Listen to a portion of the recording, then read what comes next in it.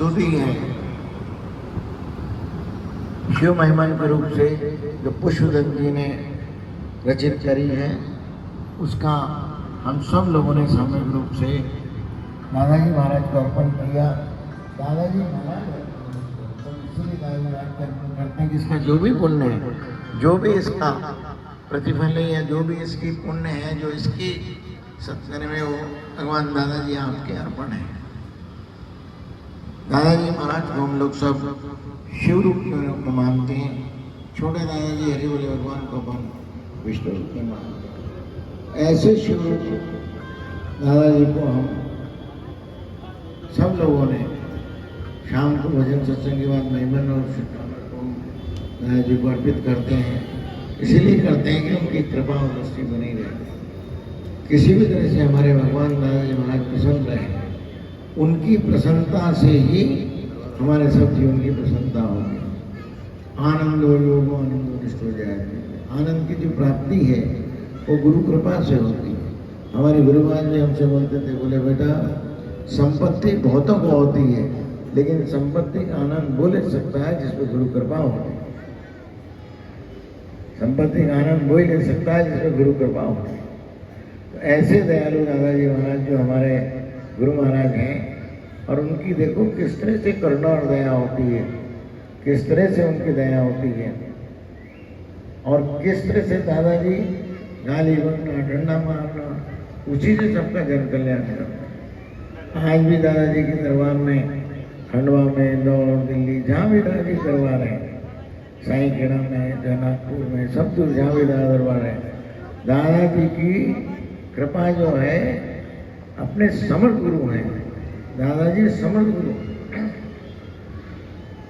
समर्थ गुरु को किसी भी तरह से किसी भी चीज के लिए कोई कमी नहीं है, उनके भंडार भरपूर हैं। इसलिए हम लेने वाले जो हैं उनका मन संकीर्ण नहीं होना चाहिए। हमारे मन की संकीर्णता ही उस आशीर्वाद को ग्रहण नहीं कर पाती है। हमें गुरु महाराज के दया है, गुरु महाराज हमसे ही बोलते हैं, बोले मन संकीर्ण नहीं होना चाहिए। मन में जो है प्रमाद होना, खूब मन प्रसन्न रहना चाहिए। ऐसा मन प्रसन्न रहना चाहिए जिससे मन में गुरु महाराज, क्योंकि दादाजी कल्प वृक्ष है। हमारे गुरु महाराज हमसे बोलते थे, बोले दादाजी कल्प वृक्ष है बेटा, जैसी हम कल्पना करते हैं वैसी दादाजी महाराज कल्पना साकार कर देते हैं। देखो कल्पना की बात का, एक बार दादाजी महाराज जब साईं खेड़ा विराजमान रहते थे, साईं खेड़ा में दादाजी महाराज विराजे रहते थे, और उनकी वही अद्भुत लीला होती थी। कभी कोई आया, उसको गाली बक दिया, उस पर कृपा हो गई, इसका काम हो गया। डंडा मार दिया तो उस पर पूरी दया हो गई। और कोई कोई आते थे, दादाजी हमें डंडा मारो, बोले हमारे डंडा फालतू नहीं है जी, किसी को नहीं मारते। बोले हमारे डंडा फालतू नहीं है जी, नहीं मारते दादा। लेकिन जिसको डंडा लग जाता उसके सब काल पूर्ण हो जाते थे और उसका से आनंद हो जाता था। एक बार इसी लीला को देखते हुए एक बनारस बीजू में, बनारस का जो संत वो उपकुलपति थे, उनको ये बातें किसी से पता चला।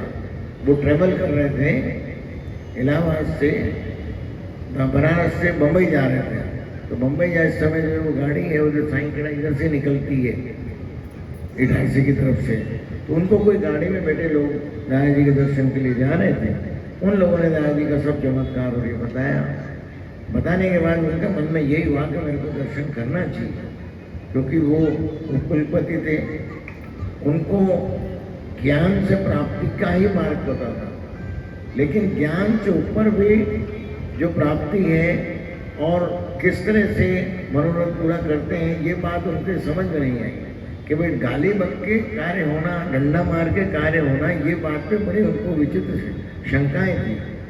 वो जिस काम के लिए बम्बई जा रहे थे, बम्बई गए, बम्बई से जब लौटे तो लौटते वो गाडरवाला उतर गए, गाडरवाला स्टेशन पे उतर गए, और उतर के उन्होंने, और वहाँ जाके उन्होंने रिक्शा वाले से बोला, सब लोग जानते थे जो भी किसी साधन से पहुँचे साईं खेड़ा, तो दादाजी महाराज वही, अरे मोड़ा बनारस से आ रहा है, मोड़ा बनारस से आ रहा है, मोड़ा 2 दिन से रट लगा रहे थे दादाजी महाराज, 2 दिन से ये रट लगा, अरे मोड़ा बनारस से आ रहा है, मोड़ा बनारस से आ रहा है।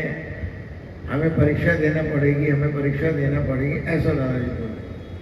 दादाजी 2 दिन से, उसके आने से पहले से 2 दिन से बोले थे, अरे मोड़ा बनारस से आ रहा है, हमें परीक्षा देना पड़ेगी, हमें परीक्षा देना। अब ये उनकी अटपट वाणी को समझे कौन? सब करते और ये तो बोलते रहते हैं। अब वो आए, वो आके जो उन्होंने देखा कि दादाजी डंडा मार रहे हैं, गाली बक रहे हैं, तो डंडे खाने के डर से वो कोने में खड़े हो गए। वहाँ गढ़ी स्थान जो है दादाजी का, वहाँ धोनी के पास में, वहाँ कोने में खड़े हो गए। सामने आए नहीं डर से कि मार देंगे डंडा।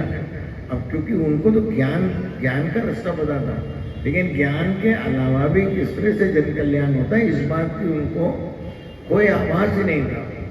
उन्होंने खड़े होकर देखते रहे।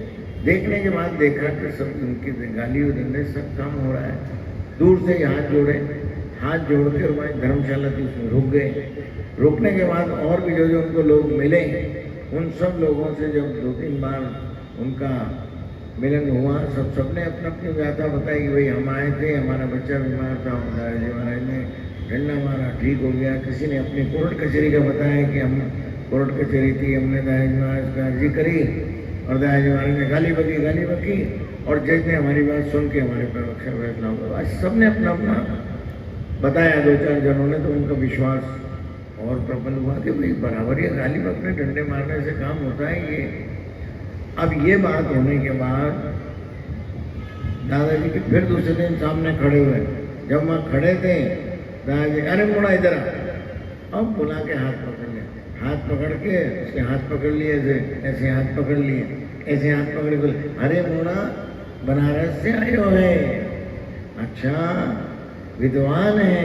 अब ये बात कह के उनको लगा मैंने किसी को यहाँ नहीं बताया कि हम वो कुलपति हैं या क्या है। भाई ये बताया था बनारस से आए, लेकिन किसी को ये नहीं बताया था कि हम कोई विद्वान अध्यापक हैं, कुछ हैं। बताया अच्छा बनारस से आए हुए हैं, मोड़ा पढ़ा तो है। अब 2-3 बार ऐसे कह के हाथ पकड़ा और उनके बोले अच्छा मोड़ा। अब ऐसा कह के दादाजी महाराज ने वो उसको मंत्र सुनाए। अब वो गाली के बजाय मंत्र बोलने लग गए। तो संहिता के मंत्र अपन लोग करते हैं, संहिता के जो 40 अध्याय हैं, उसमें से 1-2 अध्याय की लगातार सुनाते गए। उसके बाद और कुछ वेदांत उनको जो दृष्टांत था, जो भी उनके मन में कुछ बात आई कि अरे इस चीज़ के जानकार हैं कि नहीं, इस चीज़ की जो चीज़ उनके मन में, अब उनके डंडा मारने के डर से उन्होंने बोल तो पाए नहीं, लेकिन मन में आया कि ये चीज़ जानते हैं कि नहीं, ये स्वाध्याय जानते हैं कि नहीं, ये संहिता के मंत्र जानते हैं कि नहीं, ये दुर्गा सप्तशती जानते हैं कि नहीं। और दुर्गा सप्तशती के मंत्र सुनाते गए, 5वां अध्याय 12वां अध्याय सुनाया। अब आधा घंटा उनको दादाजी महाराज ने, उनके मन में सवाल आए और दादाजी महाराज उन मंत्रों को सुनाते जाए। ये होने के बाद उनको पूर्ण विश्वास हो गया कि नहीं, ये जो है अवधूत हैं और निरंकार रूप में है, इनको किसी भी तरह से आकार विकार नहीं है, निरंकार रूप में है। इसीलिए अद्वैत है। अद्वैत होने से इनके अंदर सत्य और असत्य की कोई लिप्तता नहीं है। इसीलिए ये जो है पूर्ण प्राप्त है, पूर्ण समर्थ है, पूर्ण प्राप्त है, पूर्ण समर्थ है। ये उनके मन में पूरा आ गया। फिर उन्होंने प्रणाम किया, प्रणाम दूर से अच्छा मोड़ा और ऐसे पैर पे दादाजी महाराज जैसे प्रणाम किया उनके कमर पे ऐसे पैर रख दिया, जाओ मोड़ा तुम्हारा काम हो गया, जाओ बनारस। अब उनके मन में जो सवाल थे उनका वो मंत्रों के जवाब से मंत्र मिल गया। और बहुत विद्वान थे, वो कुलपति थे संस्कृत विद्यालय के। अब उन्हें जाके वहाँ गए, वहाँ जाके रास्ते में भी उनको वो सब दोहराते रहे। वहाँ जाने के बाद, बनारस जाने के बाद उन्होंने एक सर्टिफिकेट दिया, ताम्रपत्र सर्टिफिकेट दिया कि धोनी वाले दादाजी जो साईं खेड़ा में हैं, केशवानंद जी महाराज, वो पूर्ण अवधूत हैं और जो भी उनकी डिग्री थी, उन्होंने अपनी डिग्री की, मास्टर की डिग्री जो है उस समय की, वो उनको आचार्य की डिग्री, और वो वहाँ से एक आदमी के साथ भेजा और एक आदमी लेके आया। जिस आदमी के साथ भेजा, दादाजी के पास जब वो आया साईं खेड़ा में, तो अरे मोड़ा का कागज लाए हो है, का कागज लाए हो है, का कागज लाए, अरे ये तो काले सफेद पे काला करने की विद्या लाया है, ये तो सफेद पे काला करने की वजह, मतलब सफेद कागज, कागज पे काले से लिखा हुआ। तो बोले अरे ये तो सफेद पे काले करने की वजह, लाओ इधर लाओ।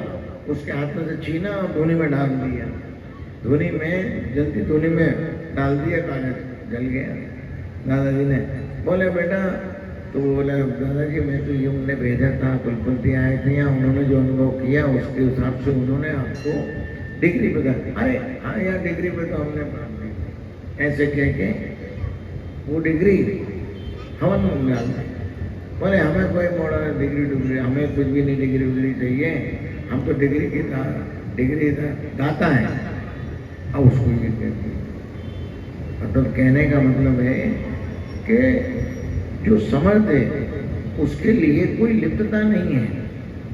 वो गाली बके, मंत्र बके, जो भी बके, वो सिद्ध है। तो सिद्ध पुरुषों के लिए किसी भी तरह से वाणी में उनने प्यार करा या नाराज हुए, लेकिन उसका आशीर्वाद ही होता है। और हमारे गुरुमाई तो हमसे बोलते थे, बोले देखो बेटा प्यार में भुलावा है और मार में हमारी पढ़ाई है। हमारे इंदौर सरकार बोलते थे, इंदौर सरकार हमारे गुरु महाराज हमसे बोले बेटा प्यार में भुलावा है और मार में पढ़ाई है, अब बोलो क्या चाहिए, ऐसा करके बोलते। तो इसलिए हम सब लोग उनकी कृपा से आनंद ले रहे हैं। शांति का समय भी हो रहा है, तो हम अपनी वाणी को विराम देते हैं, फिर और सुनाएंगे कभी। दादाजी के दृष्टांत हैं, दादाजी की कृपा है। उनकी कृपा से सबसे बड़ा सत्संग यही है कि अपने गुरु महाराज की जो वाणी है, अपने गुरु महाराज की जो चर्चा है, उसको आनंद से उसको दोहराएं। जो भी हम मंत्र भी पढ़ते हैं, अब जैसे हमने महिमंत्र पढ़ाइए स्वाभाविक रूप से करने का फायदा है और इससे हमारा प्रारंभ बढ़ेगा, लेकिन उसको मनन जरूर करना चाहिए। करने के बाद उसमें मनन करेंगे जब वो मंत्र सिद्ध होता है। ऐसी हमारी सोच है, आगे भगवान गुरु महाराज जाने।